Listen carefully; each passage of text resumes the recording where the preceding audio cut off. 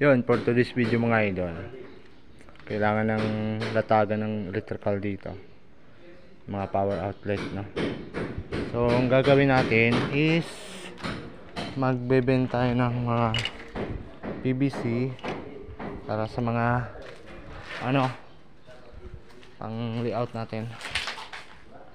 Mag-elbow lang tayo para sa mga outlets. So ang elbow natin is 40 cm lang, no?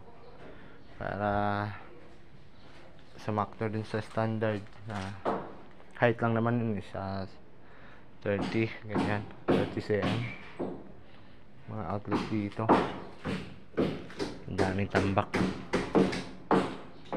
So dito na area, hindi pa ito na wiringan sa ground floor.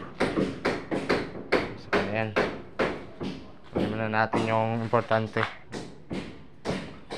So dun sa kabilang project ay finish na yun, yung ilaw lang nakabit na. So dito muna tayo pumasok sa kabila kasi nakahanda na sila ng baka. So sabayan natin, pero kailangan natin kayo inform dahil mayroong mga revise na nangyayari sa plano. Hindi maiwasan yung ganyan scenario.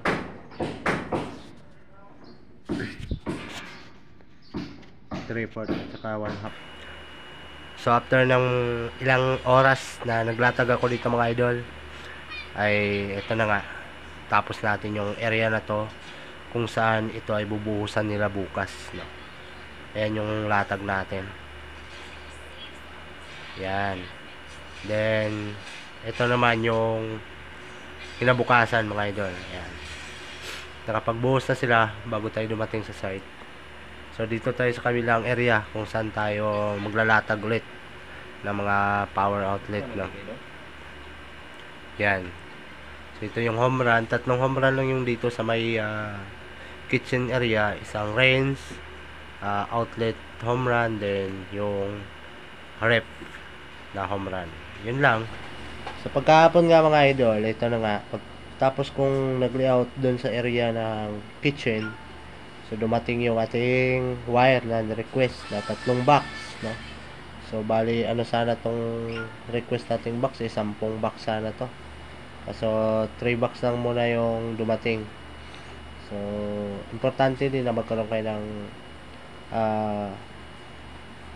box, no, na lagayan ng mga materialis. Importante ito kasi baka mawala sa mga site.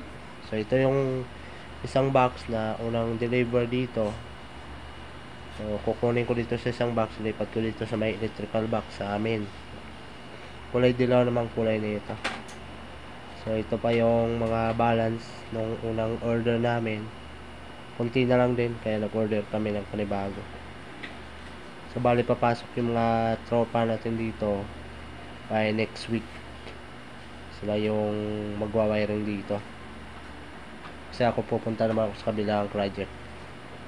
So yun lang mga idol, magandang hapon sa inyo. Ingat sa ating trabaho palagi.